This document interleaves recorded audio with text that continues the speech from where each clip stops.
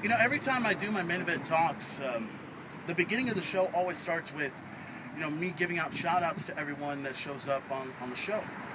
Uh, and the reason for me doing the shout outs is because, I want people to be recognized on my show. You know, I have like this little group of people, or a little fan base, if you will, I have on the main event talk. Hulk Hogan has the Hulkamaniacs. The Rock has the People. The Macho Man has, like his Madness group and everything else like that. Well, for me, my group is the members of the Main Event Posse and Headbanger Incorporated. And that's basically the group there. Right? I mean, it's kind of two groups in one, but that's kind of how it goes. I've given shout outs to a lot of people that have, kept an eye on the show and everything else like that. So let me kind of give you an example.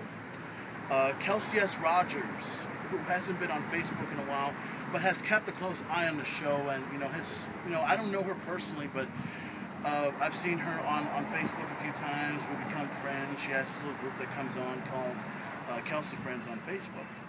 Her and Trisha have been keeping an eye on the show and everything.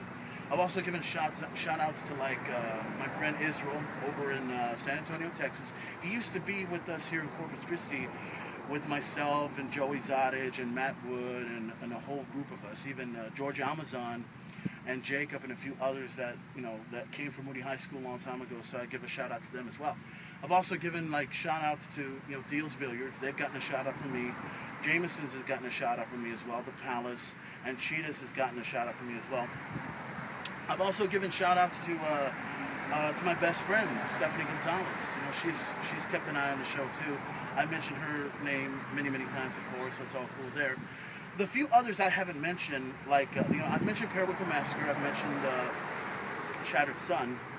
Others, like, there's this girl named Christina and Melissa, who are from San Antonio, who've kept an eye on the show as well.